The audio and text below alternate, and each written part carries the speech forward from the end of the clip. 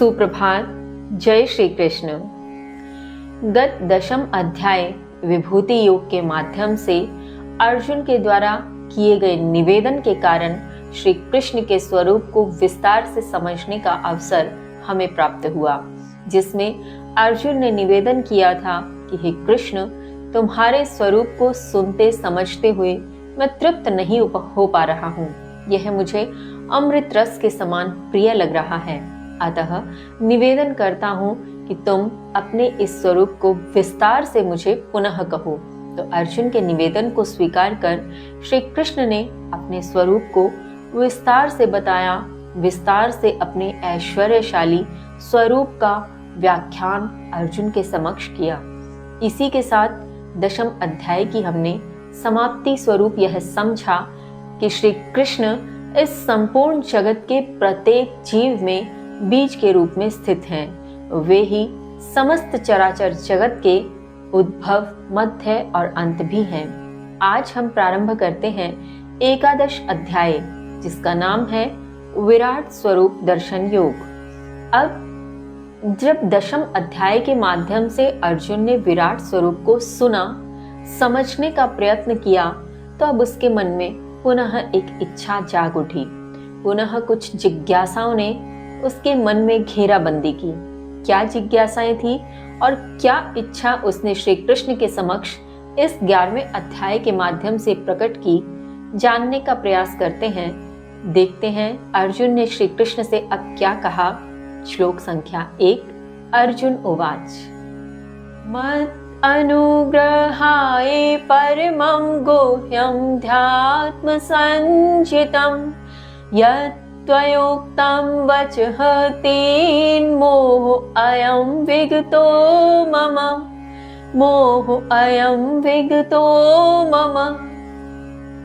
अर्जुन ने कहा, मुझ पर अनुग्रह करने के लिए परम गोपनीय अध्यात्म विषयक जो वचन आप द्वारा कहे गए, उससे मेरा यह मोह नष्ट हो गया।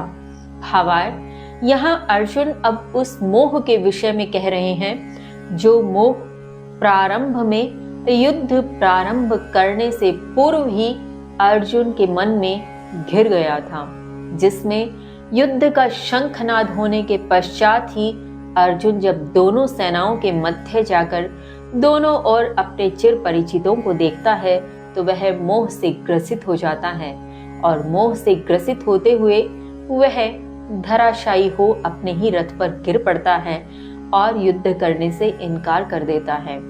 उसी को नष्ट करने के लिए ही तो श्री कृष्ण ने इतना उपदेश दिया, इतना समझाया। यही अर्जुन अब कह रहे हैं कि आपने यह जो परम गोपनीय अध्यात्म विषय वाला, जिसमें अध्यात्म का गूढ़ ज्ञान है, ऐसा ज्ञान, ऐसे वचन जो आप द्वारा मुझे कहे गए, इसके लिए मैं आपका बहुत आभारी हूँ, बहुत धन्यवाद ज्ञापित करता हूँ। अतः इसके माध्यम से अब मेरा मोह भी नष्ट हो गया है। आगे अर्जुन कहते हैं, श्लोक संख्या 2।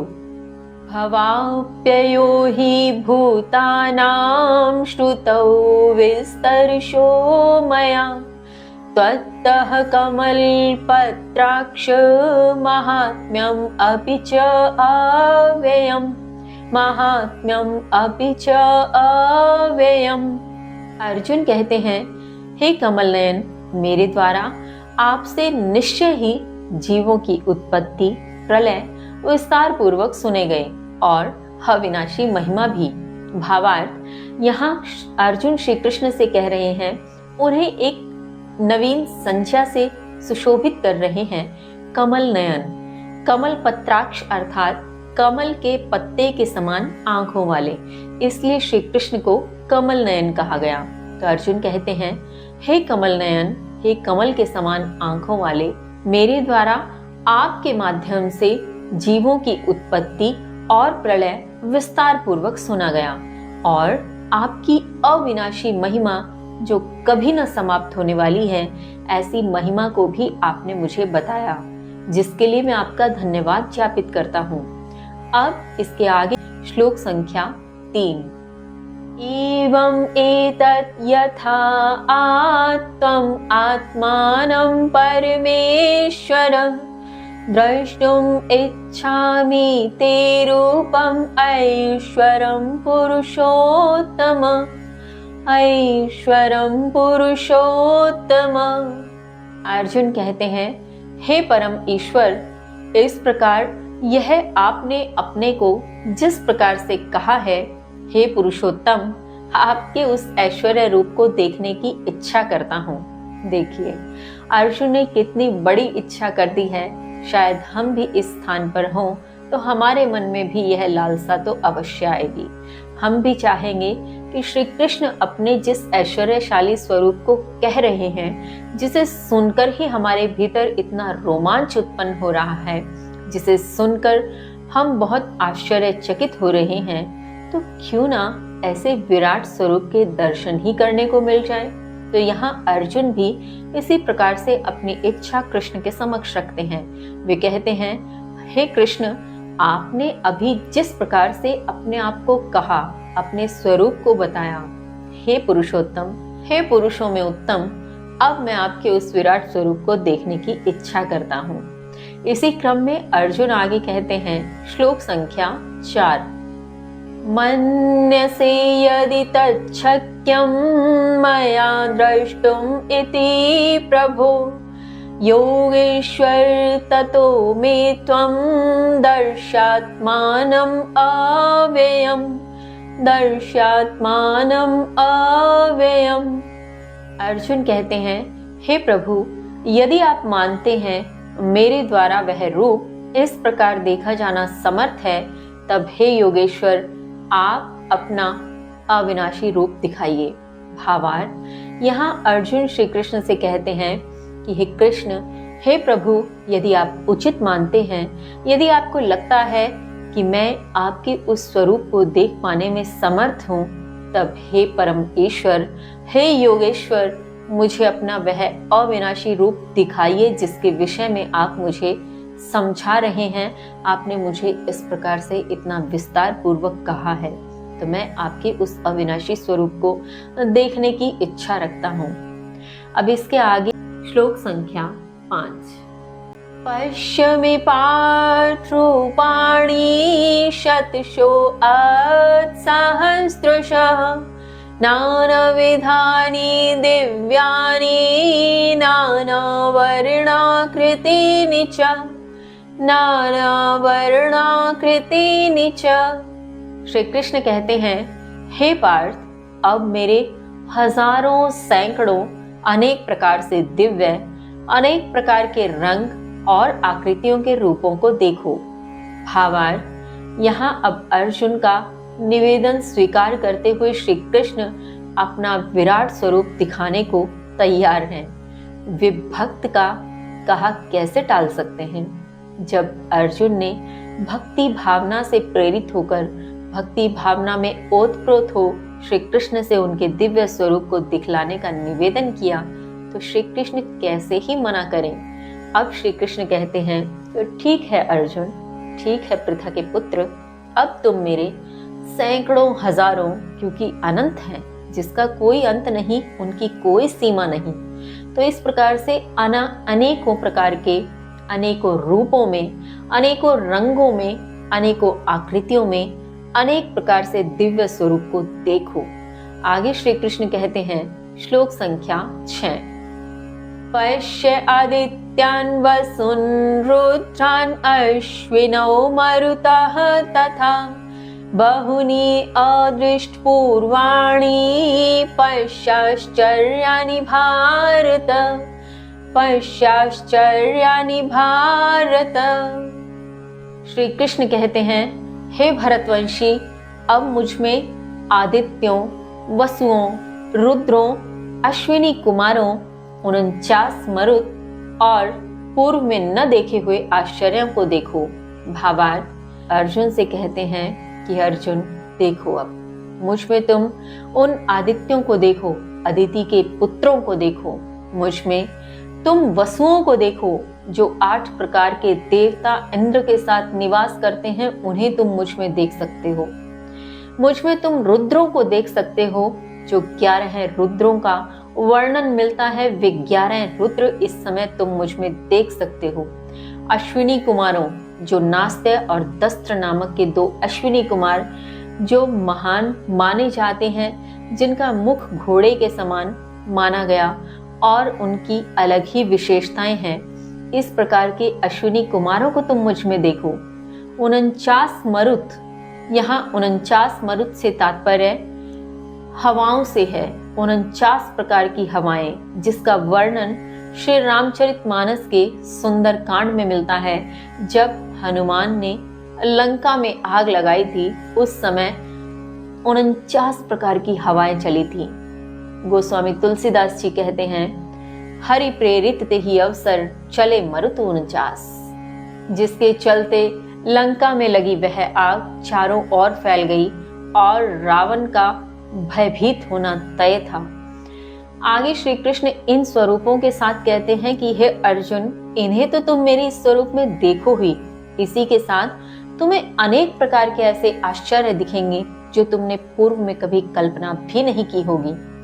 देखिए, अब हम देख भी किसे सकते हैं जिसकी हमने कभी कल्पना तो की हो, जिसका कभी विचार तो आया हो। जब हमारी कल्पना में ही नहीं, हमारे विचार में ही नहीं, तो हम कैसे देखेंगे। परंतु यह प्रभु की लीला।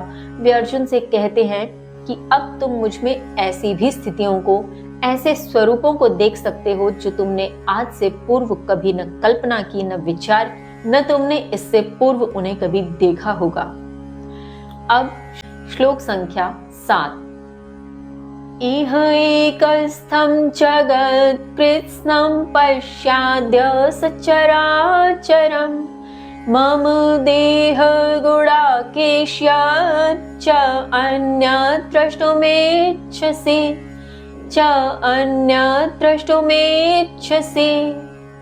श्री कृष्ण कहते हैं, हे गुणाकेश, मेरे शरीर के इस एक स्थान में चराचर सहित संपूर्ण जगत और अन्य जो देखना चाहते हो अभी देख लो।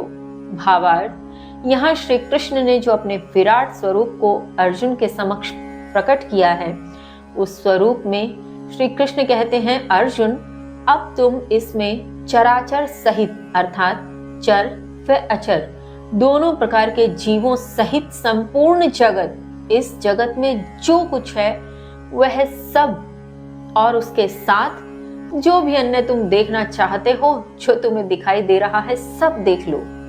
श्री कृष्ण ने अपना विराट स्वरूप अर्जुन के समक्ष इस प्रकार रख दिया है कि पूर्ण ब्रह्मांड के दर्शन उनके एक शरीर में अर्जुन इस समय कर सकता है। इसी क्रम में श्री कृष्ण अर्जुन से आगे कहते हैं, श्लोक संख्या 8, न तु मां शक्यसे द्रष्टुम् अनेनैव स्वचक्षुषा दिव्यं ददामि ते चक्षुः पश्य मे योगमेश्वरम्।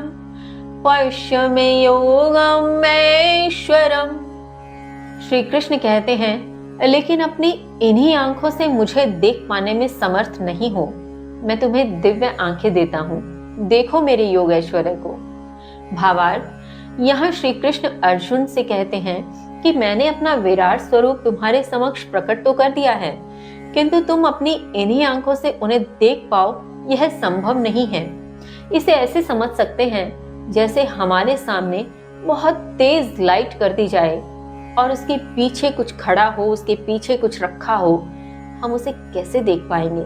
क्योंकि उस तेज से, उस रोशनी से हमारी आंखें बंद होने लगेंगी। हमारी आंखों में वह तेज सहन करने का सामर्थ्य नहीं होता। अतः जब भी हम धूप में या किसी तेज रोशनी में किसी चीज को देखना चाहते हैं, तो हम या तो अपनी आंखों को आधा बंद करते हैं, उसमें भी हम पूर्ण नहीं देख पाते, तो हम आजकल सन ग्लासेस का प्रयोग करते हैं, जिसे हम धूप के चश्मे के नाम से भी जानते हैं। और अब हमें धूप में कुछ देखना हो, तेज रोशनी में कुछ देखना हो, तो हम काला चश्मा लगाते हैं, है ना। तो यहाँ कृष्ण भी तो वही कहना चाहते हैं कि उनका यह जो विराट स्वरूप है, यह इतना तेज उस समय प्रकट कर रहा है, इतना तेज उनके भीतर से निकल रहा है, इतनी रोशनी उनके भीतर से निकल रही है कि अर्जुन अपनी उन सामान्य आंखों से उस तेज के पीछे उस विराट स्वरूप के दर्शन कर पाए, यह संभव ही नहीं है। इसीलिए श्री कृष्ण कहते हैं, मैं तुम्हें दिव्य आंखें देता हूँ। आज के समय में तो हमारे पास काला चश्मा है, उस समय शायद अर्जुन के पास न रहा हो। तो श्री कृष्ण अर्जुन को वह काले चश्मे समान दिव्य आंखें देते हैं, जिससे वह उनका योग, ऐश्वर्य, शक्तिशाली विराट स्वरूप देख पाए। इसके आगे श्लोक संख्या 9। संजय उवाच एवं उक्त्वा ततो राजन् महायोगेश्वरो हरिः दर्शयामास पार्थाय परम रूपम् ऐश्वरम्। संजय कहते हैं, हे राजन, इस प्रकार कहकर परम योगेश्वर हरि ने तब अपना परम ऐश्वर्यशाली स्वरूप पार्थ को दिखाया। भावार्थ, यहाँ संजय के माध्यम से यदि हम बात करें तो संजय कहते हैं, यह सब कह लेने के उपरांत श्री कृष्ण ने अब अपना विराट स्वरूप महायोगेश्वर हरि ने अपने उस ऐश्वर्यशाली स्वरूप को अर्जुन के समक्ष प्रकट कर दिया है, जिसके विषय में वे अर्जुन से कह रहे थे। वे अर्जुन के समक्ष अपने उस विराट स्वरूप में आ जाते हैं। अब इस विराट स्वरूप के संदर्भ में इस दृश्य की किस प्रकार से सुंदर व्याख्या संजय धृतराष्ट्र के समक्ष करते हैं, आइए जानते हैं श्लोक संख्या 10।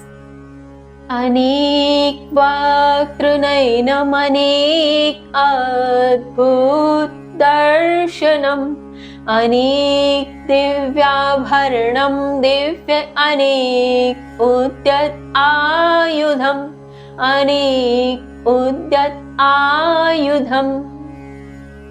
इस श्लोक का अर्थ समझने से पूर्व हम श्लोक संख्या 11 का भी वाचन करेंगे। चूंकि दोनों श्लोक संयुक्त अर्थ को लिए हुए हैं, अतः दोनों श्लोकों के वाचन के उपरांत इनके संयुक्त अर्थ को समझेंगे। तो श्लोक संख्या 11 है। दिव्य माल्याम्बरधरम् दिव्य गन्धानुलेपनम् सर्वाश्चर्यम् अयं देवम् अनन्तं विश्वतोमुखम् अनन्तं विश्वतोमुखम्। संजय कहते हैं, अनेक मुख, अनेक नयन, अनेक विचित्र दर्शन, अनेक दिव्य आभूषण, अनेक दिव्य हथियार उठाए हुए, दिव्य मालाएं व वस्त्र धारण किए हुए, दिव्य गंध का लेप किए हुए, सभी प्रकार के आश्चर्यों से युक्त, असीम प्रकाश से युक्त विश्व का मुख है। भावार्थ, यहाँ संजय जो दृश्य देख रहे हैं, वे धृतराष्ट्र से कहते हैं, हे राजन, मुझे जो दिखाई दे रहा है उसमें अनेक मुख हैं, अनेक नयन हैं, अनेक ऐसे विचित्र दर्शन हैं जिनकी मैं कल्पना भी नहीं कर सकता, जिसे मैं कह भी नहीं सकता। इस प्रकार के विचित्र दर्शन हैं। अनेक दिव्य प्रकार के आभूषण धारण किए हुए, अनेक प्रकार के हथियारों से सुसज्जित हस्त और अनेक प्रकार के दिव्य वस्त्र, दिव्य मालाएं धारण किए हुए, दिव्य गंध का लेप किए हुए और साथ ही समस्त प्रकार के आश्चर्यों से युक्त, जिसके आश्चर्य की कोई सीमा नहीं, और असीम प्रकाश, अनंत तेज से युक्त विश्व का मुख दिख रहा है। ऐसा लग रहा है उनके भीतर संपूर्ण ब्रह्मांड है।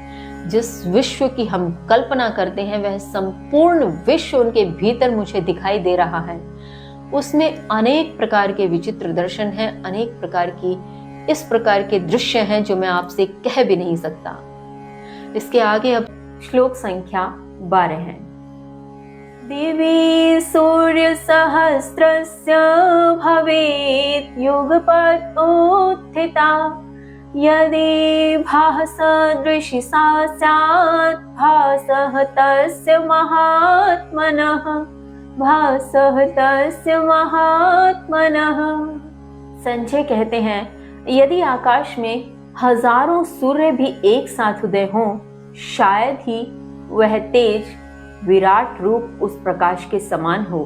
भावार्थ, यहाँ संजय उस तेज उस प्रकाश का वर्णन करते हुए कहते हैं, स्पष्ट करते हुए कहते हैं कि हे राजन, यदि मान लीजिए आकाश में हजारों सूर्य भी एक साथ उदय हो जाएं, तब भी शायद ही वह तेज ऐसा होगा जो इस विराट स्वरूप के समान लगे।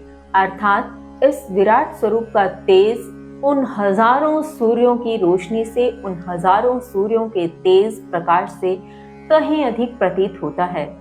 आगे संजय कहते हैं, श्लोक संख्या 13 है।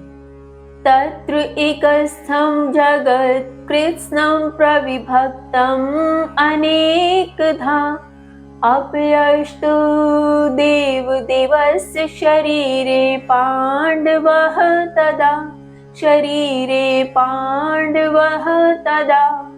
संजय कहते हैं, तब पांडव ने वहां एक स्थान पर देवों के देव के शरीर में अनेक प्रकार से विभक्त संपूर्ण जगत को देखा। भावार्थ, यहाँ संजय कहते हैं कि हे राजन, हे धृतराष्ट्र, पांडव ने उसी समय उस एक ही स्थान पर, पांडव यहाँ अर्जुन को संबोधित किया गया है, तो पांडव अर्थात अर्जुन ने वहां एक ही स्थान पर देवों का जो देव है, ऐसे देव के शरीर में अनेकों अनेक प्रकार से विभक्त संपूर्ण जगत को, यानी एक एक जगत अपना अपना अस्तित्व लिए हुए है, एक एक ब्रह्मांड अपना अस्तित्व लिए हुए है, और उन सब का समाविष्ट एक संपूर्ण जगत उसने उस एक ही स्थान में देखा। अब इसके आगे श्लोक संख्या 14 है। ततः सः विस्म्याविष्टो हृष्टरोमा धनञ्जयः प्रणमय शिरसा देवं कृताञ्जलिः अभाषत, कृताञ्जलिः अभाषत। संजय कहते हैं, तत्पश्चात वह अर्जुन आश्चर्यचकित व हर्ष से रोमांचित होकर हाथ जोड़कर सिर से प्रणाम करते हुए भगवान को इस प्रकार कहने लगा। भावार्थ, यहाँ अब उस स्थिति का वर्णन करते हुए संजय कहते हैं, मैं देख पा रहा हूँ इस समय अर्जुन बहुत रोमांचित है, बहुत हैरान भी है, आश्चर्य में है, विस्मय में है। फिर भी वह हाथ जोड़कर सिर को झुकाकर उन्हें प्रणाम कर रहा है और उनसे अब कह रहा है। अब अर्जुन श्री कृष्ण से क्या कहते हैं, आइए जाने। श्लोक संख्या 15 है।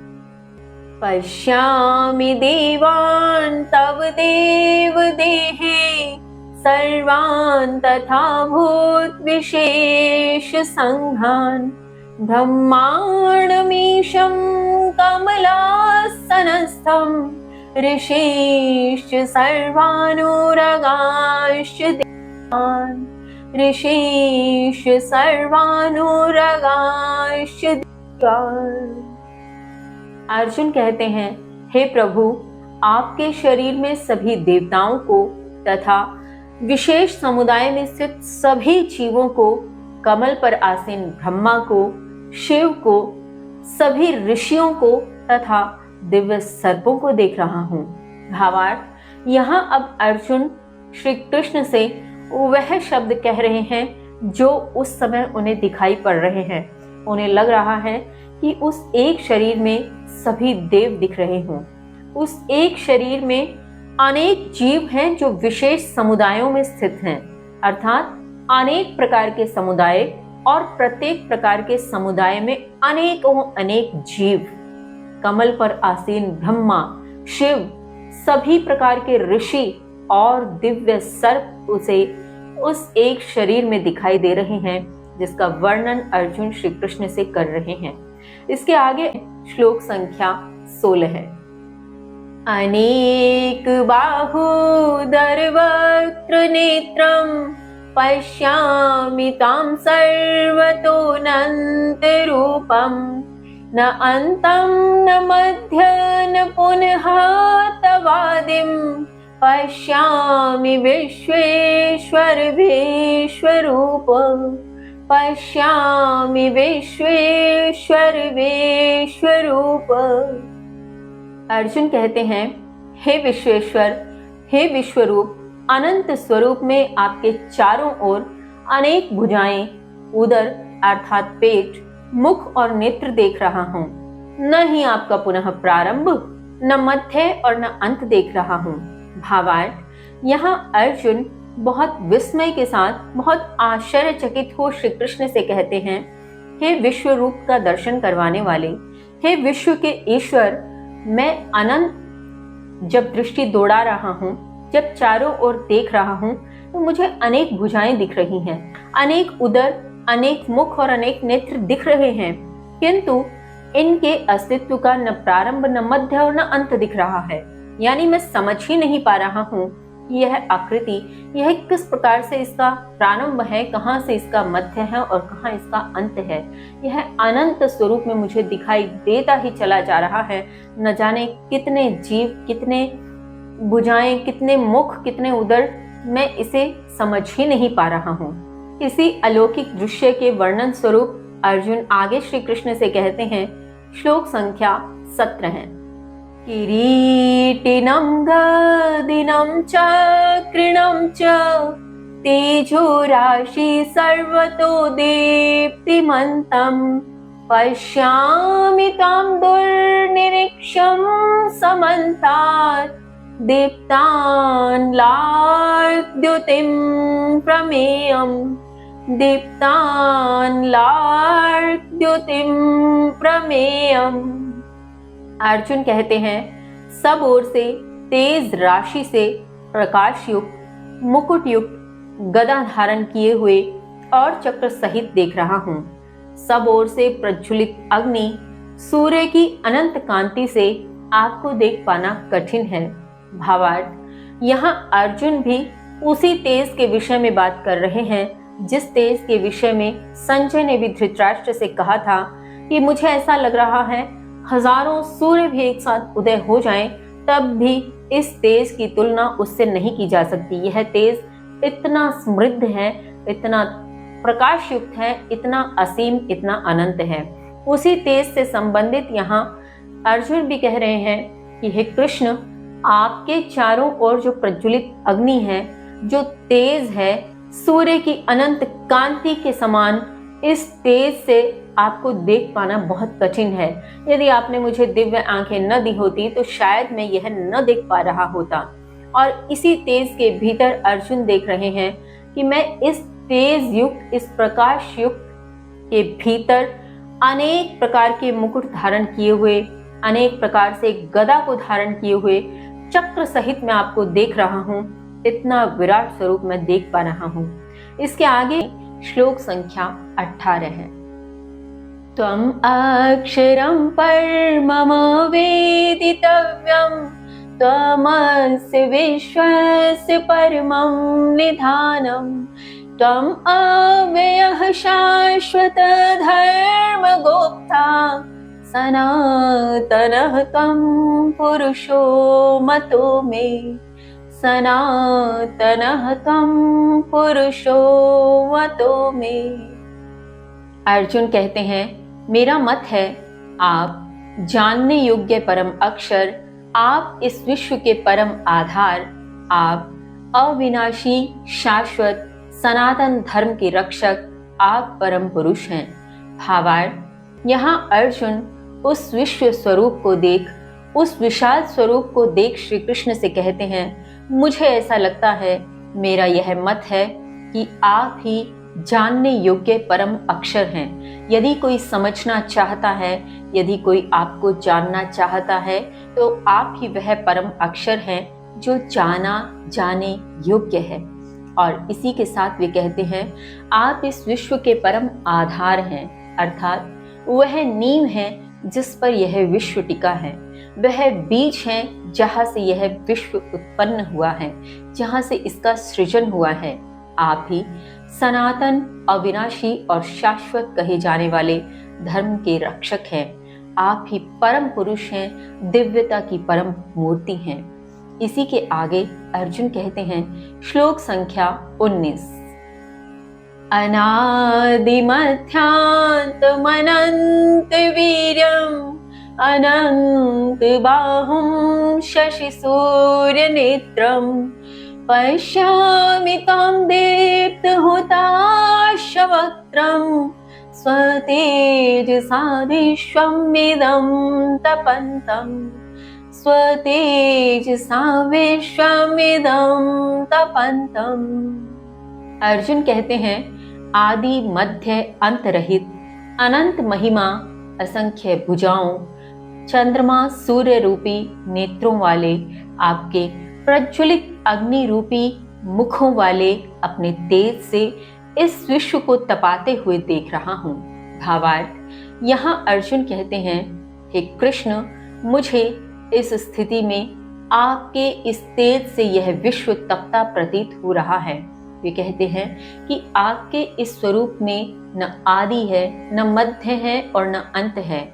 अनंत महिमा का यह आपका स्वरूप, जिसमें असंख्य भुजाएं हैं, असंख्य सूर्य और चंद्रमा समान नेत्र हैं और प्रज्वलित अग्नि रूपी जो आपके यह असंख्य मुख हैं, इन मुखों के तेज से इस संपूर्ण विश्व को तपाते हुए मैं देख पा रहा हूँ। मुझे ऐसा प्रतीत होता है कि आपके इस तेज से यह विश्व तप रहा है। इसके आगे श्लोक संख्या 20।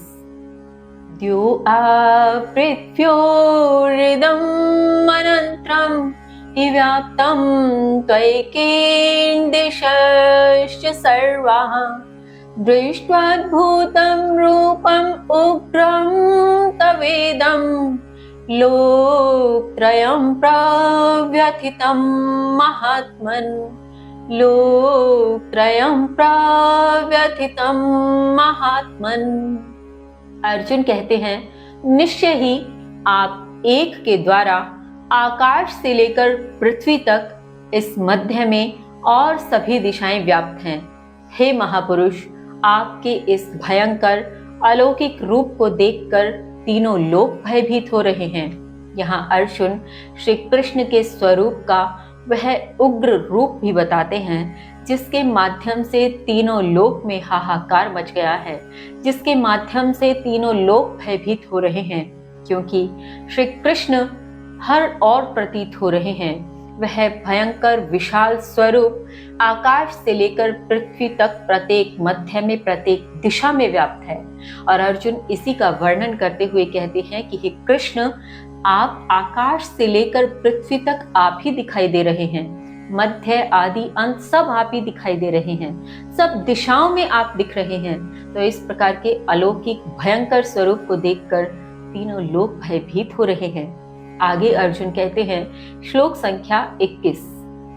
अमीहि त्वां सुरसंघा विशन्ति केचित् भीताः प्राञ्जल्यो गृह्णन्ति स्वस्तीत्युक्त्वा महर्षिः सिद्धसङ्गाः स्तुवन्ति त्वां स्तुतिभिः पुष्कलाभिः स्तुवन्ति त्वां स्तुतिभिः पुष्कलाभिः। अर्जुन कहते हैं, निश्चय ही वे सब देव समूह आप में प्रवेश कर रहे हैं। उनमें से कुछ भयवश स्तुति कर रहे हैं। महर्षिगण और सिद्ध समुदाय कल्याण हो ऐसा कहकर अति उत्तम स्रोतों से आपकी स्तुति कर रहे हैं। भावार्थ, यहाँ अर्जुन श्री कृष्ण से कहते हैं, हे कृष्ण, आपने जो यह विशाल स्वरूप, विस्तृत स्वरूप प्रकट किया है, ऐसा प्रतीत हो रहा है सब देव समूह आपके भीतर ही प्रवेश कर रहे हैं और उन्हीं में से कुछ भयवश हाथ जोड़ते हुए आपकी स्तुति कर रहे हैं। सिद्ध समुदाय है जो भी बड़े बड़े महर्षि इत्यादि हैं, वे कल्याण हो इस स्वर का उच्चारण करते हुए अनेक उत्तम स्रोतों से आपकी स्तुति कर रहे हैं, ताकि आपके इस उग्र स्वरूप से किसी भी प्रकार से विनाश न हो, किसी भी प्रकार से जीव समुदाय का नाश न हो। इस प्रकार आपको शांत करने का प्रयास कर रहे हैं। कल्याण हो ऐसा कहकर वे इस विश्व के मंगल की कामना करते हुए अति उत्तम स्रोत से आपकी स्तुति कर रहे हैं। ऐसा अर्जुन श्री कृष्ण से क्यों कहते हैं? किस प्रकार से श्री कृष्ण का उग्र स्वरूप भय उत्पन्न कर रहा है? क्यों महर्षिगण उनकी अति उत्तम स्रोतों से स्तुति कर रहे हैं? इस विषय में श्लोक संख्या 22। रुद्रादित्या वसिवो ये च साध्या विश्वे अश्विनौ मरुतश्चोष्मपाश्च गन्धर्वयक्षासुरसिद्धसङ्घा वीक्षन्ति त्वां विस्मिताश्चैव सर्वे वीक्षन्ति त्वां विस्मिताश्चैव सर्वे। अर्जुन कहते हैं, जो रुद्र, आदित्य, वसु, साध्य, विश्वदेव, दोनों अश्विनी कुमार, मरुदगण और पितर हैं, साथ ही यक्ष, गंधर्व, राक्षस और सिद्ध समुदाय सभी चकित होकर तुम्हें ही देख रहे हैं।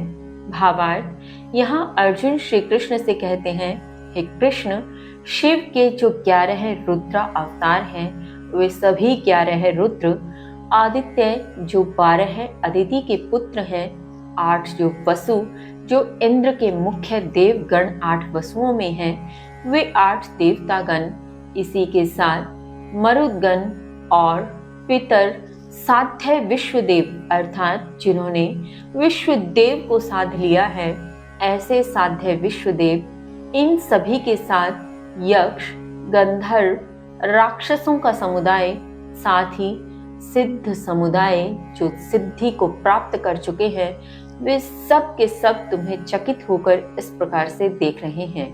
आगे अर्जुन कहते हैं, श्लोक संख्या 23, रूपम महते बहुवक्त्र नेत्रम महाबाहु बहुबाहुरुपादम बहुदरं बहुदंष्ट्राकरालं दृष्ट्वा लोकाः प्रव्यथिताः तथाहं दृष्ट्वा लोकाः प्रव्यथिताः तथाहं।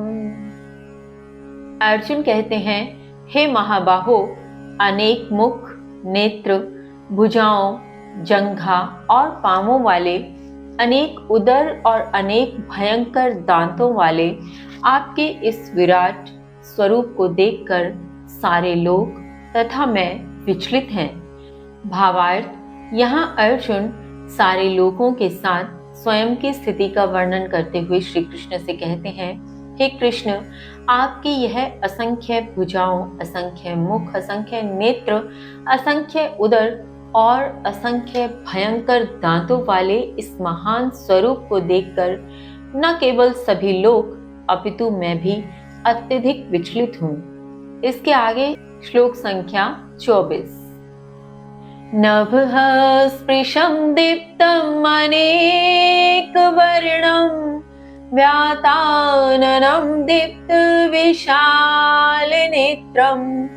दृष्ट्वा हि त्वां प्रव्यथितान्तरात्मा धृतिं न विन्दामि शमं च विष्णो धृतिं न विन्दामि शमं च विष्णो।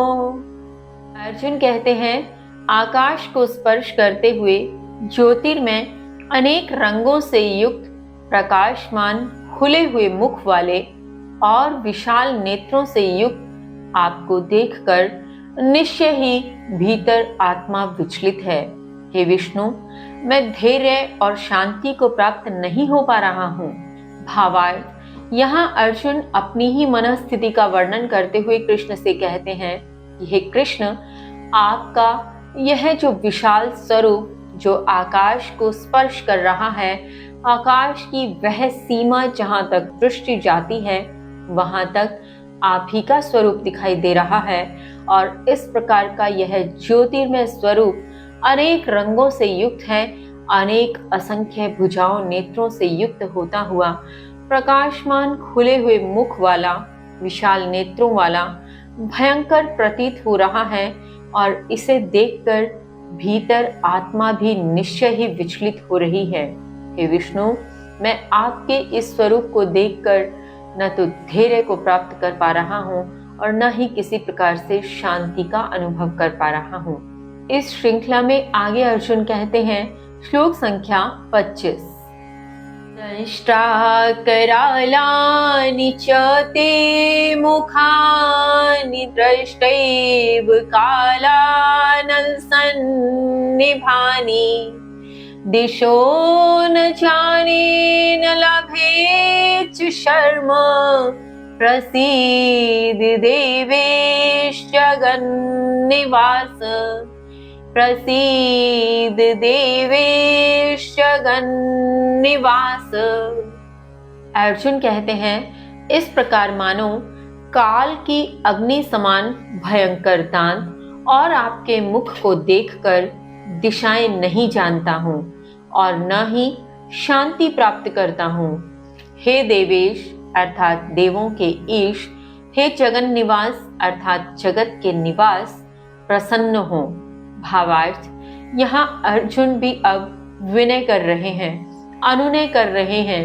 वे कहते हैं, हे कृष्ण, आपका जो यह स्वरूप है जिसमें भयंकर विकराल दांत हैं, यह ऐसे प्रतीत हो रहे हैं मानो काल की अग्नि हो जिसमें सब कुछ समा जाने को तैयार हो, जिसमें सब प्रवेश करते दिखाई प्रतीत हो रहे हैं। इसी प्रकार से यह भयंकर दांत और आपके मुख काल की अग्नि को लिए हुए हैं कि मैं दिशाओं का ज्ञान भी नहीं कर पा रहा हूँ। मैं किसी भी प्रकार से किसी दिशा को नहीं देख पा रहा हूँ, क्योंकि प्रत्येक और तो आप ही का यह स्वरूप दिखाई दे रहा है, प्रत्येक और आप ही की यह अनंत महिमा दिखाई दे रही है। इसलिए मैं शांति को प्राप्त नहीं कर पा रहा हूँ। अतः हे देवों के ईश, हे देवेश, हे जगत के आश्रयदाता, जगत के निवास स्थान जगन निवास, कृपया कर प्रसन्न हो। इसके आगे श्लोक संख्या 26। अमी च त्वां धृतराष्ट्रस्य पुत्राः सर्वे सहैवावनिपाल संघे भीष्मो द्रोणः सुतपुत्रः तथासौ सहास्मदीयैरपि योधमुख्यैः सहास्मदीयैरपि योधमुख्यैः। चूंकि श्लोक संख्या 26 व 27 संयुक्त अर्थ को लिए हुए हैं, अतः हम श्लोक संख्या 27 के उच्चारण के पश्चात इन दोनों का संयुक्त अर्थ जानेंगे। इसलिए प्रथम उच्चारण करते हैं श्लोक संख्या 27। वक्तानि ते त्वर्माणा विशन्ति दंष्ट्रा करालानि भयानकानि केचित् विलग्ना दशनान्तरेषु सन्दृश्यन्तै चूर्णितयोत्तमाङ्गे सन्दृश्यन्तै चूर्णितयोत्तमाङ्गे। अर्जुन कहते हैं, निश्चय ही धृतराष्ट्र के सभी पुत्रों सहित राजाओं के समूह, पितामह भीष्म, द्रोण, सूत पुत्र कर्ण और हमारे मुख्य योद्धा भी तेजी से भयंकर विकराल दांतों वाले आपके मुख में प्रवेश कर रहे हैं। उनमें से कुछ आपके दांतों में लगे रहकर चूर्ण हुए शिरों सहित दिख रहे हैं। भावार्थ, यहाँ अर्जुन उस भयंकर स्थिति का वर्णन करते हुए कहते हैं कि हे कृष्ण, हे जगत के नाथ, हे जगत के आश्रयदाता, हे देवों के देव विश्वदेव, तुम्हारे इस भयंकर विकराल दांतों में जो मुझे सब प्रवेश करते हुए प्रतीत हो रहे हैं, उनमें न केवल धृतराष्ट्र के सभी पुत्र हैं, न केवल राजाओं के सब समूह हैं, अपितु पितामह भीष्म, द्रोण, सूत पुत्र कर्ण और इनके साथ हमारे सब योद्धा भी तेजी से आपके इस भयंकर दांतों वाले मुख में प्रवेश करते हुए मुझे दिख रहे हैं। और इस प्रकार दिखते हुए वे आपके मुख में प्रवेश करते हुए इन दांतों के बीच से पिसते हुए अंदर जिस प्रकार जा रहे हैं, मुझे इस भयंकर स्थिति में आपके दांतों पर लगे हुए वह चूर्ण हुए शिरों वाले सब योद्धा दिखाई दे रहे हैं। इस भयंकर स्थिति की कल्पना इस प्रकार की जा सकती हैं जैसे कोई भोज्य पदार्थ को खाते हुए सामने वाले के दांत में वह भोज्य पदार्थ लगा दिख जाता है और इस प्रकार प्रतीत होता है कि उसके द्वारा क्या खाया जा रहा है, क्या उसके मुख में प्रवेश कर रहा है। यहाँ अर्जुन को समस्त चराचर जगत श्री कृष्ण के मुख में प्रवेश होता दिखाई दे रहा है और ये सब योद्धा उनके दांतों में चूर्ण हुए शिरों के स्वरूप में उसे दिखाई दे रहे हैं। सोचिए कितना भयावह वह दृश्य होगा। इसके आगे श्लोक संख्या 28। यथा नदीनां बहवो अम्बुवेगाः समुद्रमेवाभिमुखा द्रवन्ति तथा तवामि नरलोकवीरा विशन्ति वक्त्राणि अभिविज्ज्वलन्ति विशन्ति वक्त्राणि अभिविज्ज्वलन्ति। अर्जुन कहते हैं, जिस प्रकार अनेक नदियों का जल प्रवाह समुद्र की ओर ही दौड़ता है, उसी प्रकार मानव लोक के ये सारे वीर प्रज्वलित हो रहे आपके मुखों में प्रवेश कर रहे हैं।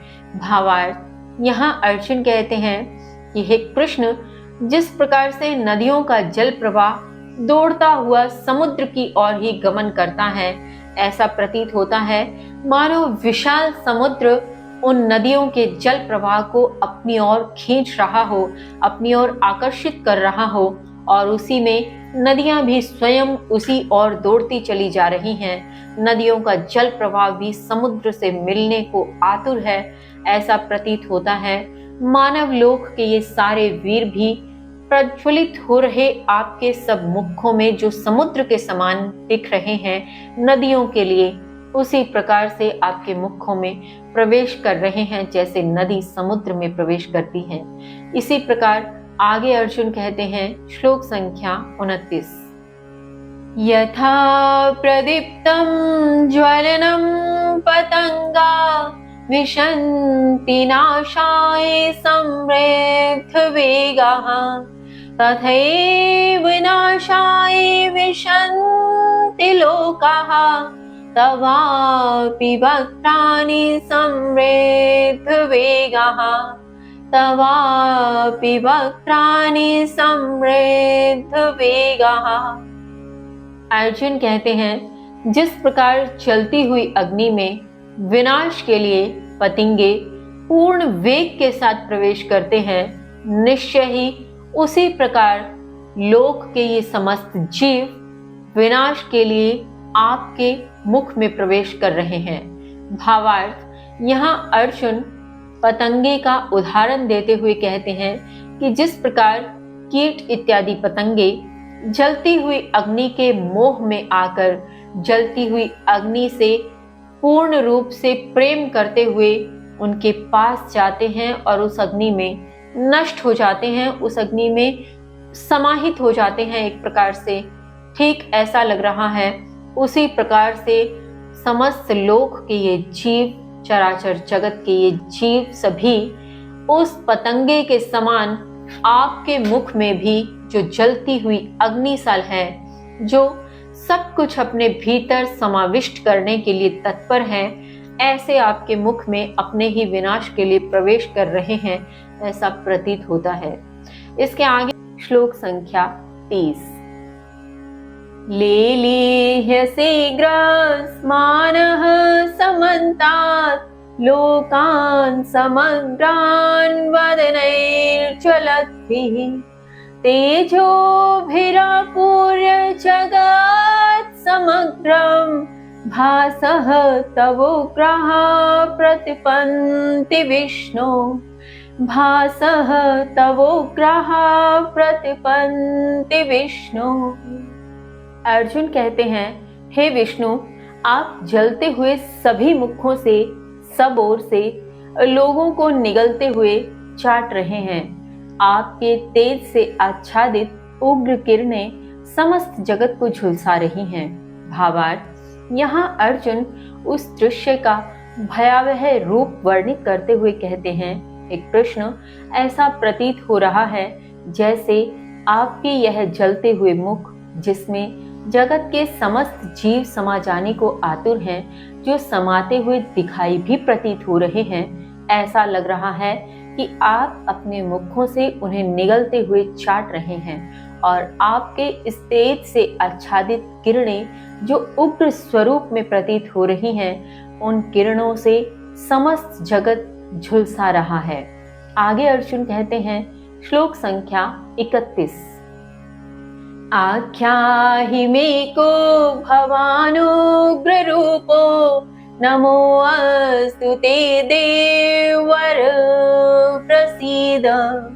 विज्ञातुमिच्छामि भवन्तमाद्यं न हि प्रजानामि तव प्रवृत्तिं न हि प्रजानामि तव प्रवृत्तिम्। अर्जुन कहते हैं, हे देववर, कृपया मुझको बताएं, इस उग्र रूप में आप कौन हो? आपको नमस्कार हो, आप प्रसन्न हो। आपके आदि रूप को जानने का इच्छुक हूँ। निश्चय ही आपकी प्रवृत्ति को नहीं जानता हूँ।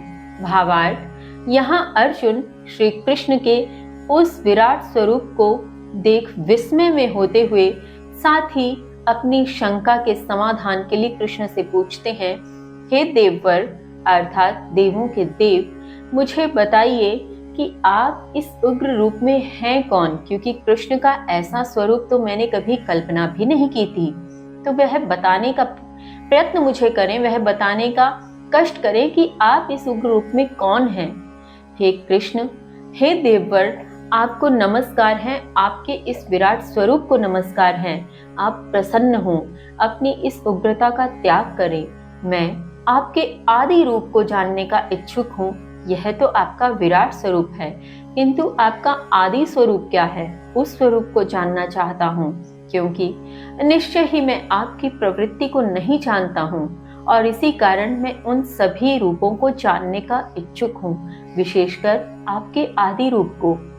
तो अर्जुन के इस प्रकार प्रश्न पूछे जाने पर अब श्री कृष्ण इसके प्रत्युत्तर स्वरूप क्या कहते हैं? श्लोक संख्या 32। श्री भगवान उवाच, कालो अस्मि लोकक्षकृत् प्रवृद्धो लोकान् समाहर्तुम् इह प्रवृत्तः ऋते अपि त्वां न भविष्यन्ति सर्वे येव स्थिताः प्रत्यनीकेषु योद्धाः येव स्थिताः प्रत्यनीकेषु योद्धाः। श्री भगवान अर्थात श्री कृष्ण ने कहा, लोगों का नाश करने वाला महान काल हूँ। लोगों को नष्ट करने के लिए ही यह प्रवृत्त हुआ है। विपक्षी सेना में जो महान योद्धा है तुम्हारे बिना भी नहीं होंगे।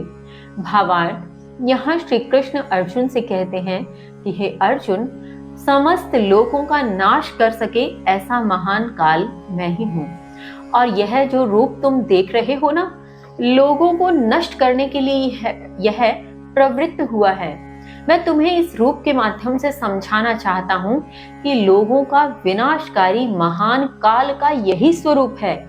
और तुम्हें क्या लगता है कि ये विपक्षी सेना में जो महान योद्धा तुम देख रहे हो, जिनके प्रति तुम मोह में आकर युद्ध का त्याग करने को तत्पर हो, क्या यह तुम्हारे द्वारा ही नष्ट होंगे?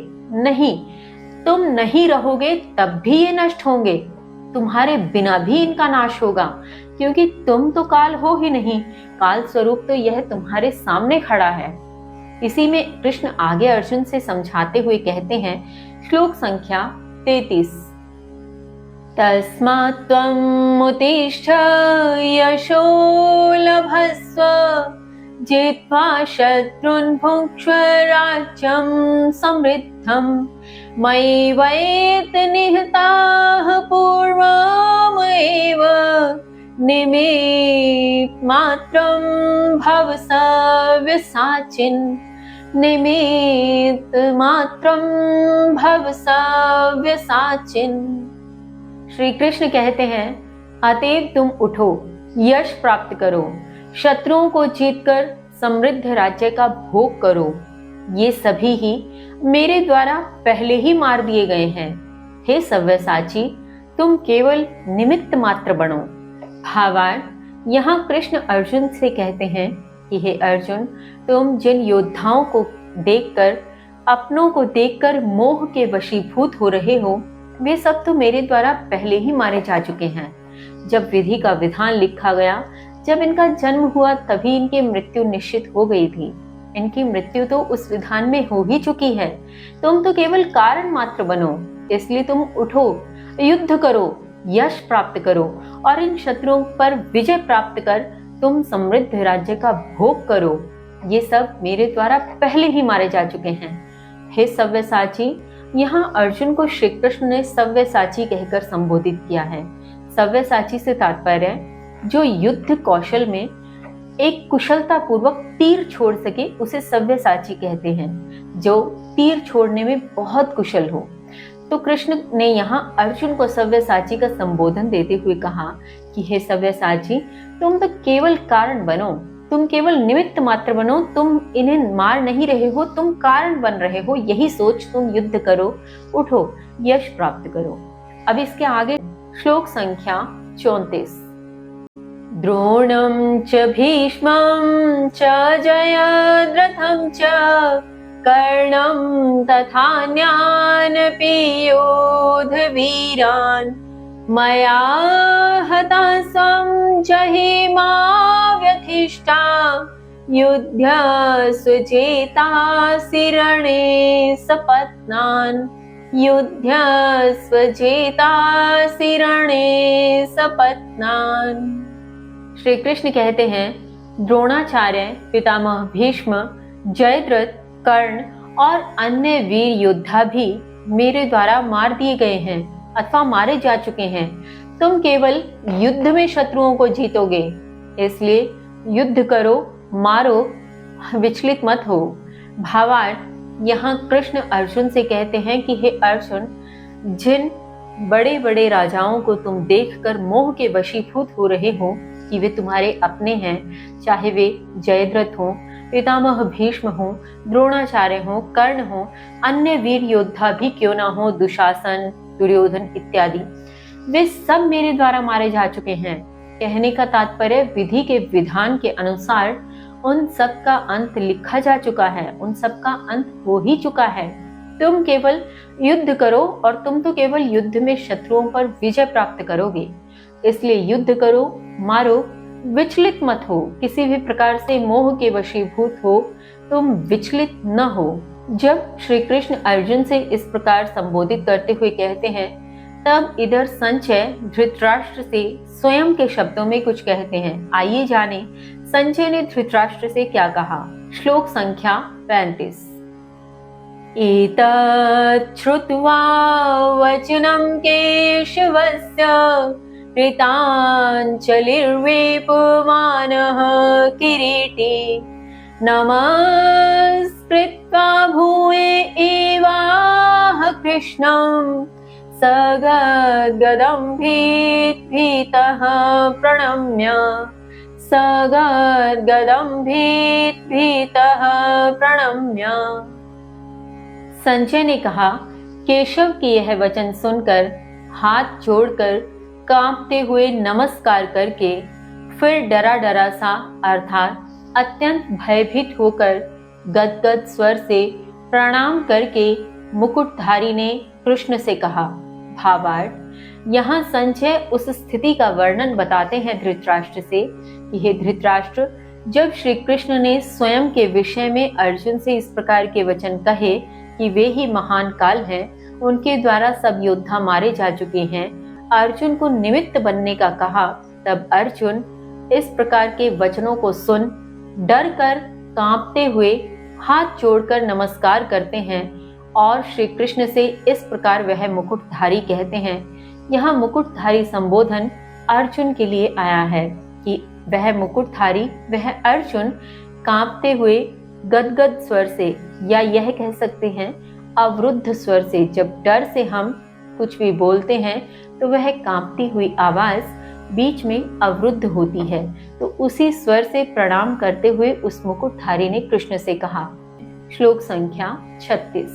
अर्जुन उवाच स्थाने हृषीकेश तव प्रकीर्त्या जगत्प्रिहर्षत्यनुरज्यते च रक्षांसि भीतानि दिशो द्रवन्ति सर्वे नमस्यन्ति च सिद्धसङ्घाः सर्वे नमस्यन्ति च सिद्धसङ्घाः। अर्जुन कहते हैं, हे ऋषिकेश, आपकी कीर्ति से जगत हर्षित हो रहा है और अनुरक्त हो रहा है। राक्षसगण भयभीत होकर सभी दिशाओं में भाग रहे हैं और सिद्ध समुदाय आपको नमस्कार कर रहे हैं। भावार्थ, यहाँ अर्जुन श्री कृष्ण से कहते हैं, हे ऋषिकेश, ऋषिकेश से तात्पर्य इंद्रियों के स्वामी। तो चूंकि श्री कृष्ण सब इंद्रियों के स्वामी हैं, इसलिए उन्हें ऋषिकेश कहकर संबोधित किया गया है। तो वे कहते हैं, हे इंद्रियों के स्वामी, हे ऋषिकेश, आपकी इस कीर्ति से जगत हर्ष की स्थिति में है, हर्षित हो रहा है, अनुरक्त हो रहा है। आपके प्रति उनकी अनुरक्ति वृद्धि की ओर गमन कर रही है। किंतु वहीं राक्षसगण आपसे भयभीत होकर सब दिशाओं में इधर उधर भाग रहे हैं, तब भी वे भाग नहीं पा रहे, क्योंकि आपका यह अनंत स्वरूप सब दिशाओं में व्याप्त है। तो वे भागकर भी आप ही में प्रवेश कर रहे हैं। और वहीं सिद्ध समुदाय आपकी स्तुति कर रहे हैं, आपको नमस्कार कर रहे हैं। इसके आगे अर्जुन कहते हैं, श्लोक संख्या 37। कस्माच्च तेन न मेरन् महात्मन् गरीयसे ब्रह्मणोऽप्यादिकर्त्रे अनंत देवेश जगन्निवास त्वमक्षरं सत्तत्परं यत् त्वमक्षरं सत्तत्परं यत्। अर्जुन कहते हैं, हे महापुरुष, वे सभी श्रेष्ठ लोग ब्रह्मा के भी आदिकर्ता को क्यों न नमस्कार करें। हे अनंत, हे देवेश, हे जगत के निवास, आप अविनाशी अक्षर सत असत से परे जो हैं। भावार्थ, यहाँ अर्जुन श्री कृष्ण से कहते हैं कि हे महान पुरुष, वे सभी जो भी श्रेष्ठ लोग हैं, जो सिद्ध समुदाय आपको नमस्कार कर रहे हैं, क्यों ना नमस्कार करें। आप ब्रह्मा के भी आदि करता हैं, आप महान पुरुष हैं, तो आपको नमस्कार क्यों ना करें, अथवा करेंगे ही। और आगे अर्जुन कहते हैं, हे अनंत, अर्थात आपकी कोई परिधि नहीं, आपकी कोई सीमा नहीं, आप अनंत हैं। हे देवों के ईश देवेश, हे जगत के निवास स्थान जगन निवास, आप ही अविनाशी अक्षर जो हैं, आप सत असत सब चीजों से परे जो हैं, सब परिधियों से परे हैं, इसलिए आपको नमस्कार करना तो बनता ही है। तो क्यों ना आपको नमस्कार करें। अतएव अर्जुन भी श्री कृष्ण को नमस्कार करते हैं। अब इसके आगे श्लोक संख्या 38। त्वमादिदेवः पुरुषः पुराणः त्वमस्य विश्वस्य परमं निधानम् वित्तासि वेद्यं च परमं च धाम त्वया ततं विश्वम् अनन्तरूप त्वया ततं विश्वम् अनन्तरूप। अर्जुन कहते हैं, आप आदिदेव सनातन पुरुष, आप इस विश्व के परम आश्रय हैं। हे अनंत रूप, जानने वाले और जानने योग्य परम धाम द्वारा व्याप्त यह संपूर्ण विश्व आप ही हैं। भावार्थ, यहाँ अर्जुन श्री कृष्ण को सनातन पुरुष की संज्ञा प्रदान करते हैं। वे कहते हैं, हे कृष्ण, आप ही वह सनातन पुरुष हैं, आप ही वह बीज स्वरूप हैं जहाँ से इस सृष्टि की रचना हुई, जहाँ से इस विश्व का निर्माण हुआ, इस विश्व का सृजन हुआ। आप ही इस विश्व के परम आश्रय हैं, जहाँ यह विश्व निवास करता है, जहाँ यह विश्व अपने अस्तित्व को बनाए हुए है, वह आश्रय स्थल आप ही हैं।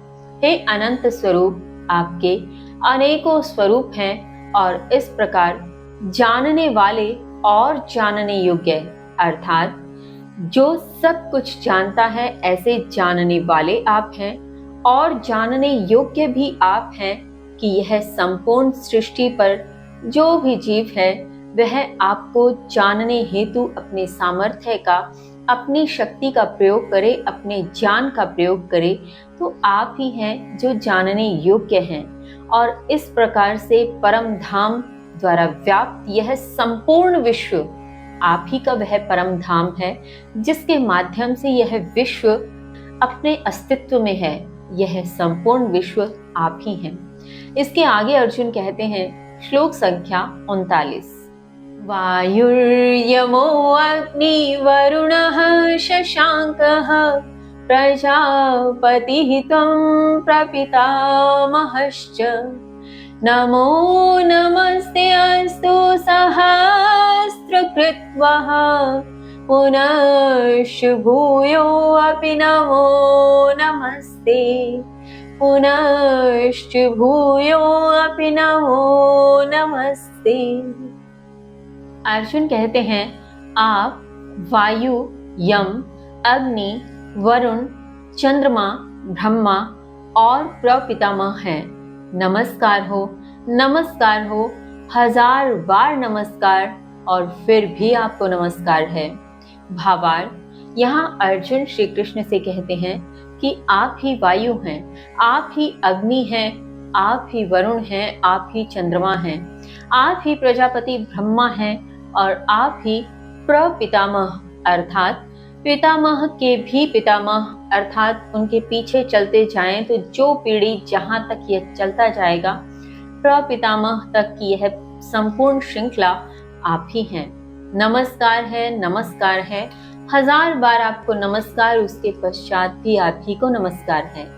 अब इसके आगे श्लोक संख्या 40, नमः पुरहतादथ प्रेष्ठतस्ते नमोऽस्तु ते सर्वदेव सर्व अनन्तवीर्यामितविक्रमस्त्वं सर्वं समाप्नोषि ततोऽसि सर्वः सर्वं समाप्नोषि ततोऽसि सर्वः। अर्जुन कहते हैं, आपको सामने से और पीछे से भी नमस्कार हो, सब ओर से ही सब नमस्कार हो। हे अनंत शक्तिशाली, हे अनंत बल, आप सब कुछ आच्छादित करते हो, अतएव आप सब कुछ हैं। भावार्थ, यहाँ अर्जुन श्री कृष्ण से कहते हैं, उन्हें नमस्कार करते हुए कहते हैं कि हे कृष्ण, आपको 1000 बार नमस्कार, आगे से नमस्कार, पीछे से नमस्कार, ऊपर से नीचे से, जहां भी कहें अनंत स्वरूप आप ही का है। अनंत विराट में समाये इस स्वरूप को प्रत्येक ओर से, प्रत्येक दिशा से नमस्कार है। और हे अनंत शक्तिशाली, हे अनंत बल, आप सब कुछ आच्छादित करते हो, अर्थात इस संपूर्ण विश्व पर आप ही का आवरण है, आप ही इसे आच्छादित किए हुए हैं, अतएव आप ही सब कुछ हैं, आप ही यह विश्व हैं और यह विश्व आप ही हैं। इसके आगे अर्जुन कहते हैं, श्लोक संख्या 41, सखेति मत्वा प्रसभं यदुक्तं हे कृष्ण हे यादव हे सखेति अजानता महिमानं तदेवं मया प्रमादात् प्रणयेन वापि मया प्रमादात् प्रणयेन वापि। चूंकि यह श्लोक आगामी श्लोक के साथ संयुक्त अर्थ को साझा करता है, अतएव हम सर्वप्रथम श्लोक संख्या 42 का उच्चारण करेंगे, तत्पश्चात इनके संयुक्त अर्थ को देखेंगे। तो आइए उच्चारण करते हैं श्लोक संख्या 42। यच्चावहासार्थं सत्कृतोऽसि विहारशय्यासन् भोजनेषु एको आत्माप्यच्युतात् समक्षं तच्छामये त्वाम् अहम् अप्रमेयम्, तच्छामये त्वाम् अहम् अप्रमेयम्। अर्जुन कहते हैं, हे कृष्ण, हे यादव, हे सखा, आपको इस प्रकार मित्र मानकर जो कुछ भी हठ पूर्वक कहा गया, आपकी इस महिमा को बिना जाने ही मेरे द्वारा प्रमोद अर्थात विनोद से या प्रेम से भी जो कुछ भी हंसी के लिए, आराम करते समय, विहार करते समय, आसन पर या भोजन करते समय, अकेले में अथवा उनके समक्ष जो भी अनादर किया गया, हे अच्युत, हे अचिंत्य, उन सभी के लिए आपसे क्षमा मांगता हूँ। भावार्थ, यहाँ अर्जुन अपने उस व्यवहार को स्मरण कर कृष्ण से क्षमा मांगते हैं जो कुछ भी उन्होंने कृष्ण की उस महिमा को जाने बिना उनसे व्यवहार किया हो। वे कहते हैं, हे कृष्ण, हे यादव, हे मेरे सखा, आपको मित्र मानकर ही हठ पूर्वक मेरे द्वारा आपको जो कुछ भी कभी कहा गया हो, आपको आपकी इस महिमा को जाने बिना, आपके इस स्वरूप को पहचाने बिना ही मेरे द्वारा कभी हंसी मजाक के लिए, कभी प्रमाद से, कभी विनोद से, कभी प्रेम से जो कुछ भी हंसी मजाक करते हुए कहा गया, आराम करते समय, आसन पर बैठे हुए भोजन करते समय, अकेले में अथवा उनके समक्ष, उनके अर्थात विरोधी जो दल है, जो कौरवों का दल, उनके समक्ष भी यदि मेरे द्वारा आपका अनादर किया गया हो, आपको कुछ इस प्रकार के शब्द कहे गए हों जो आपकी इस महिमा के विरुद्ध आचरण प्रतीत होते हों, जो मेरे एक धृष्टता ही कह सकते हैं आप, मैं आपसे उन सभी धृष्टताओं के लिए, अपने उस व्यवहार के लिए आपसे क्षमा मांगता हूँ। अब इस प्रकार से क्षमा याचना करते हुए अर्जुन आगे श्री कृष्ण से क्या कहते हैं? श्लोक संख्या 43। पितासि लोकस्य चराचरस्य त्वमस्य पूज्यश्च गुरुर्गरीयान् न त्वत्समोऽसत्यभ्यधिकः कुतोऽन्यो लोकत्रयेऽप्यप्रतिमा प्रभाव, लोकत्रयेऽप्यप्रतिमा प्रभाव। अर्जुन कहते हैं, आप चर अचर लोक के पिता, पूज्य और यशस्वी गुरु हो। आपके समान अप्रतिम प्रभाव वाला तीनों लोकों में दूसरा नहीं, तो बढ़कर कैसे? भावार्थ, यहाँ अर्जुन श्री कृष्ण से कहते हैं कि आप ही चर और अचर दोनों ही जगत के पिता हैं। वह जगत जो जड़ पदार्थ है और वह जगत जो चेतन से निर्मित है, दोनों ही प्रकार के जो जगत हैं आपसे ही निर्मित हुए हैं। आप ही दोनों के पिता हैं। आप इस कारण से पूज्य भी हैं और आप ही यशस्वी गुरु हैं। आप समान गुरु भी नहीं, और आपके समान अप्रतिम जो प्रभाव है, इतना व्यापक, इतनी अनंत महिमा वाला जो आपका प्रभाव है, ऐसे प्रभाव के समान तीनों लोकों में ही दूसरा नहीं है, तो इससे बढ़कर क्या होगा? तात्पर्य कि आपके समान कोई अपना स्वरूप रख सके, आपके समान कोई अनंत महिमा को रखता हो, ऐसा तीनों लोकों में ही नहीं है, तो आपसे बढ़कर तो क्या ही होगा। इसके आगे अर्जुन कहते हैं, श्लोक संख्या 44।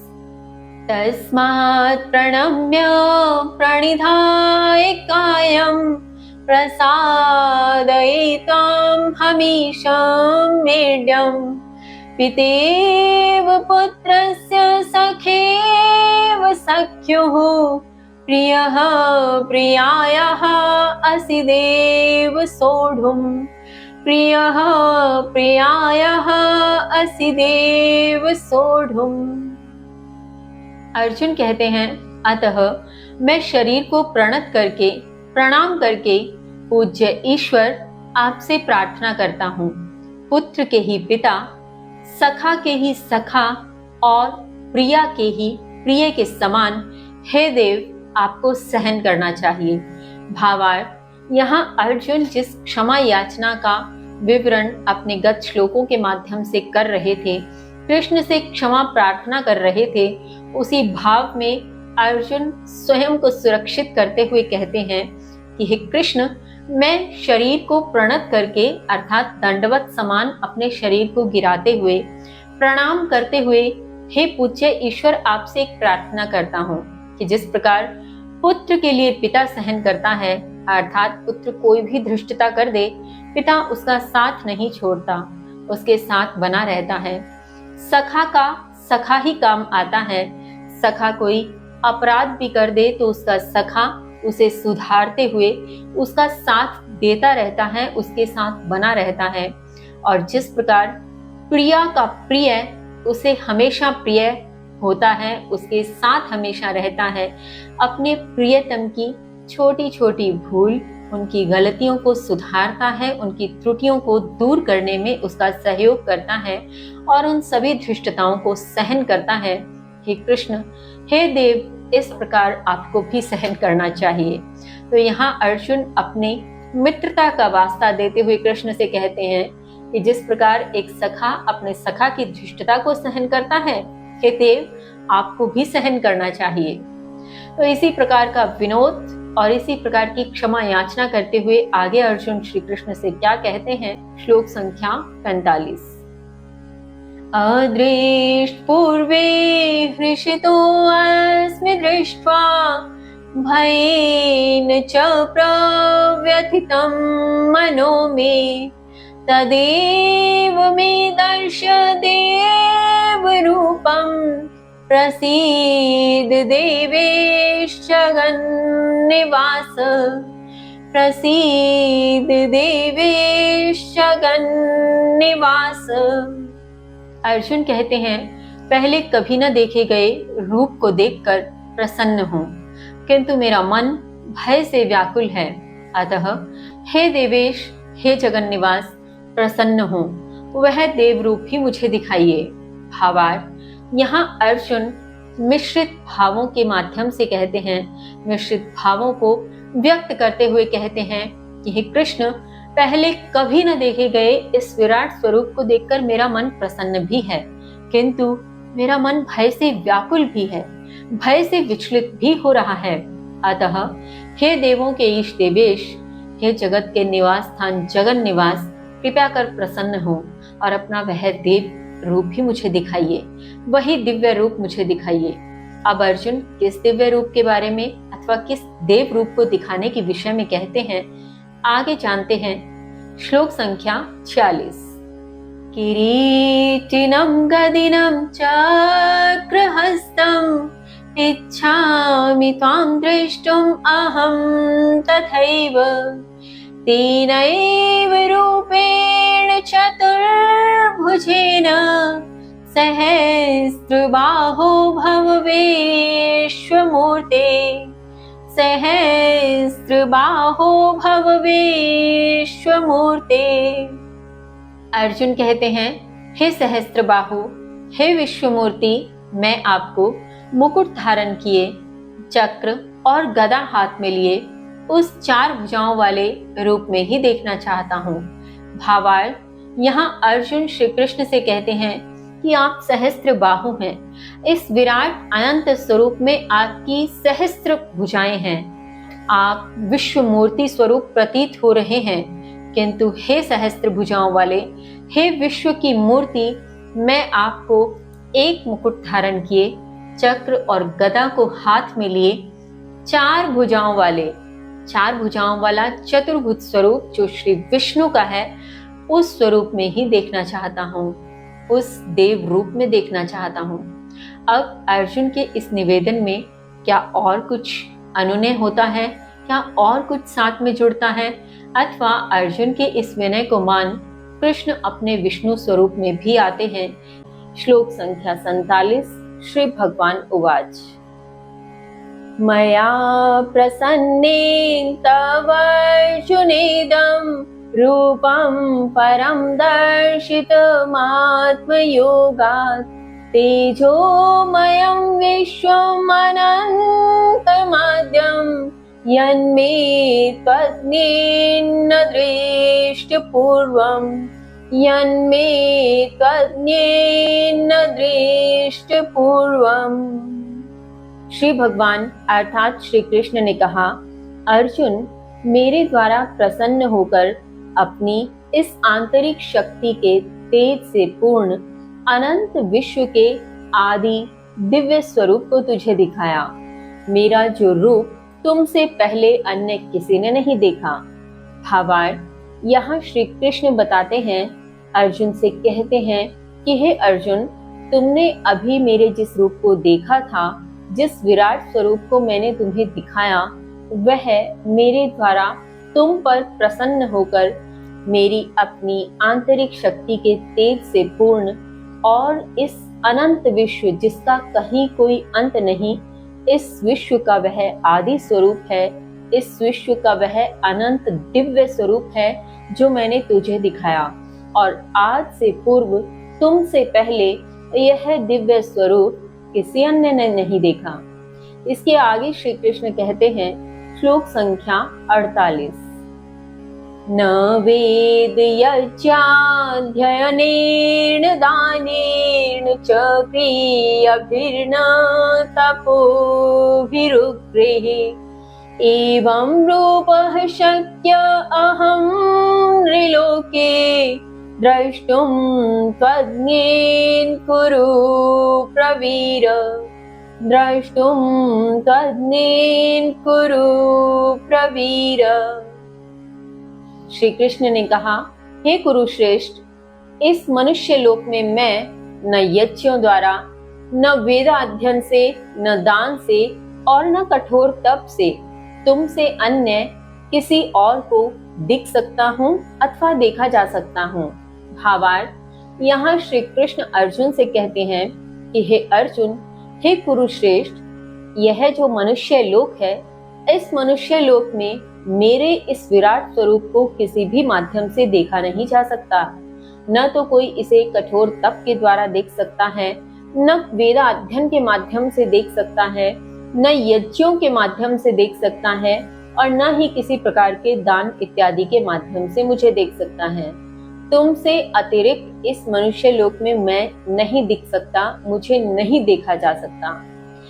अब इसके आगे श्री कृष्ण इस प्रकार से अर्जुन को कहते हुए क्या अपने चतुर्भुज स्वरूप में आएंगे? क्या अर्जुन के विनय को स्वीकार करेंगे? श्लोक संख्या 49, माते व्यथा माच विमूढ़ भावो दृष्ट्वा रूपं घोरं ममेदम् व्यपेतभिः प्रीतमनः पुनस्त्वं तदेव मे रूपमिदं प्रपश्य। तदेव मे रूपमिदं प्रपश्य। श्री कृष्ण कहते हैं, मेरे इस भयानक रूप को देखकर तुम इस प्रकार व्यथित व मोहित मत हो। निर्भय व प्रसन्न मन से इस प्रकार फिर तुम मेरा वह रूप ही देखो। भावार्थ, यहाँ श्री कृष्ण अर्जुन से कहते हैं कि हे अर्जुन, मेरे इस विराट स्वरूप को देखकर जो तुम भयभीत हो रहे हो, इसमें भयभीत होने की आवश्यकता नहीं है और तुम मेरे इस भयानक स्वरूप को देखकर व्यथित मत हो, चिंतित मत हो और मोहित मत हो। इसके प्रति किसी भी प्रकार से मोह के वशीभूत होकर भयभीत होने की आवश्यकता नहीं। अतएव निर्भय होते हुए बिना किसी डर के प्रसन्न मन से तुम मेरे फिर वह रूप को ही देखो। वह रूप से तात्पर्य यहाँ जो श्री कृष्ण से अर्जुन ने निवेदन किया था कि अर्जुन इनके चतुर्भुज स्वरूप को देखना चाहते हैं, तो यहाँ श्री कृष्ण उसी चतुर्भुज स्वरूप के विषय में कहते हैं कि फिर तुम मेरा वह रूप ही देखो जो तुम देखना चाहते हो।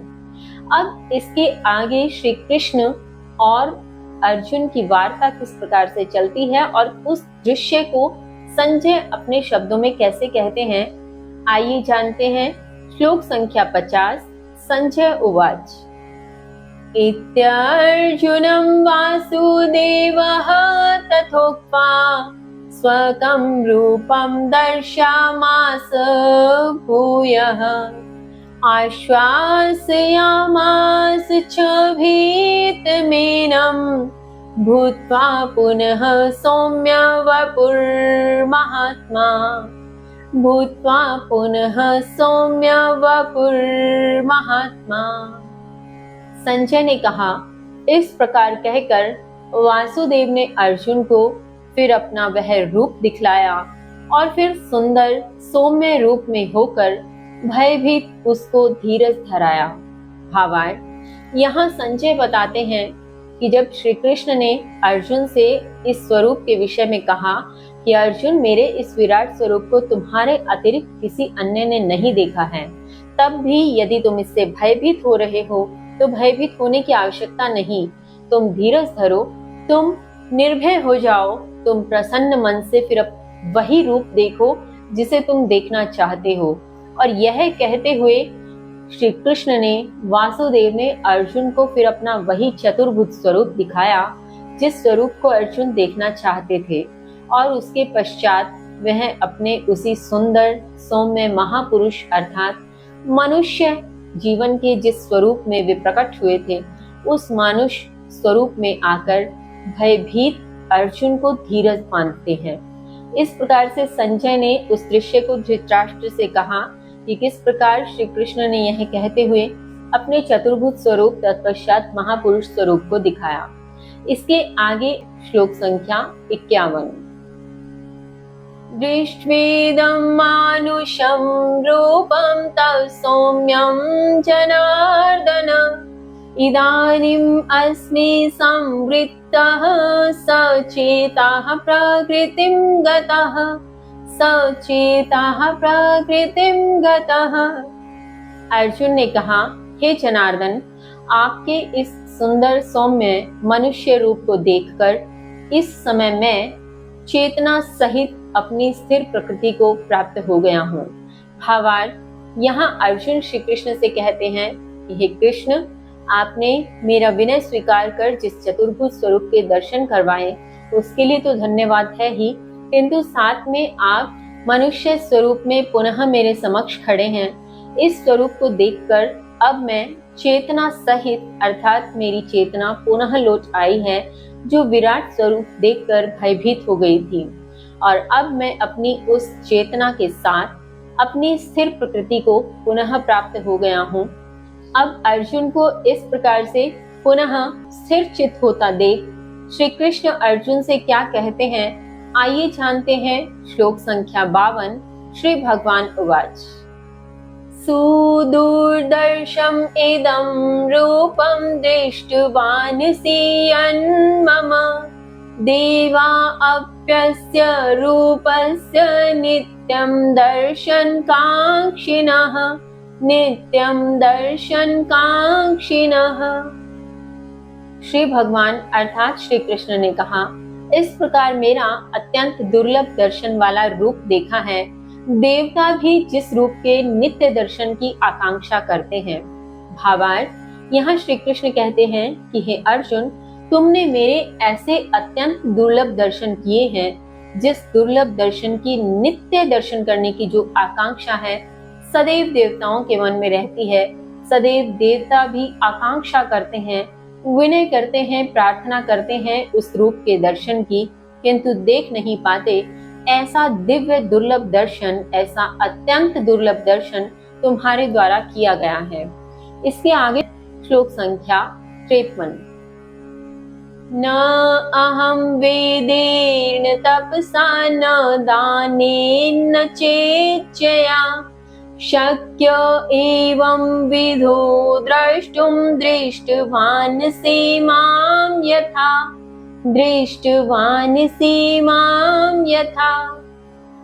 श्री कृष्ण कहते हैं, मुझे जैसा देखा है इस प्रकार मैं न वेदाध्ययन से, न तपस्या से, न दान से और न यज्ञ के माध्यम से देखा जा सकता हूँ। भावार्थ, यहाँ श्री कृष्ण उसी गत श्लोक का विस्तार करते हुए कहते हैं जिसमें उन्होंने कहा था कि अर्जुन, तुमने जिस दुर्लभ स्वरूप को, जिस विराट स्वरूप को देखा है, यह किसी भी माध्यम से देखे जा सकने में समर्थ नहीं है। इस मनुष्य लोक में कोई इसे नहीं देख सकता। उसी श्लोक का विस्तार करते हुए यहाँ श्री कृष्ण कहते हैं कि वेदों के अध्ययन से, दान से, तपस्या से अथवा यज्ञों के माध्यम से, किसी भी माध्यम से मेरे इस स्वरूप को नहीं देखा जा सकता जिस स्वरूप को तुमने पूर्व में देखा। अब इसके आगे श्री कृष्ण कहते हैं, श्लोक संख्या 54, भक्त्या तु अनन्या शक्य अहम एवं विधोऽर्जुन जातुं द्रष्टुं च तत्त्वेन प्रवेष्टुं च परन्तप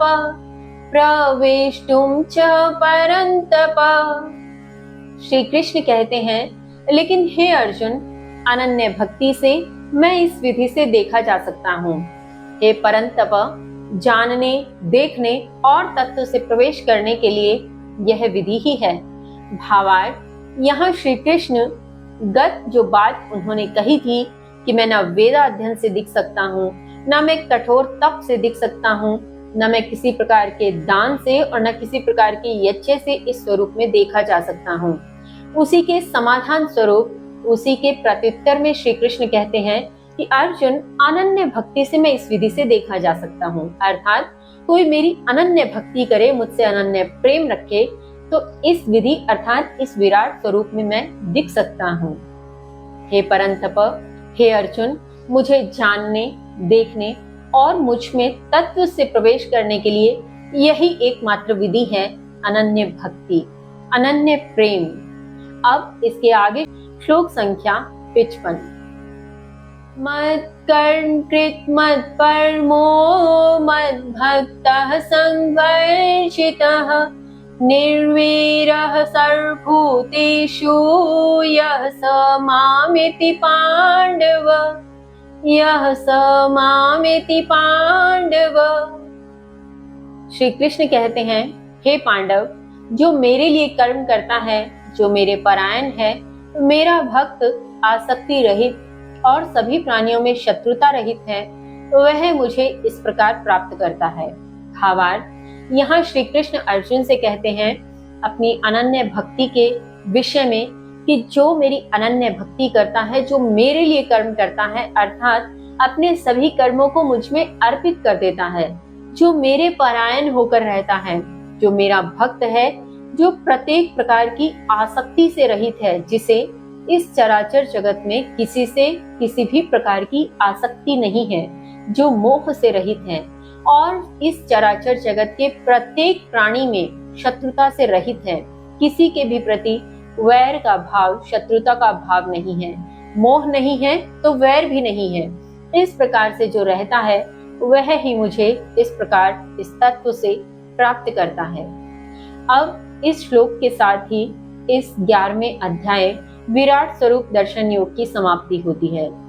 अब प्रश्न यह उठता है कि जब अर्जुन को श्री कृष्ण समझाना चाह रहे थे कि वह कर्म करे, उनके प्रति अर्पित करते हुए कर्म करे और वह ही तत्व से विद्यमान है, उस स्वरूप को दिखला भी दिया गया है और अर्जुन उस स्वरूप के पश्चात श्री कृष्ण से कह भी चुके हैं कि मैं अब आपके इस स्वरूप को देखने के पश्चात अब मैं स्थित पुनः अपनी चेतना में लौट आया हूँ। तो अब ऐसा आगे क्या है कि श्रीमद् भगवद गीता के अन्य अध्याय लिखे गए? क्या अभी भी अर्जुन को कुछ समझाना शेष रह गया?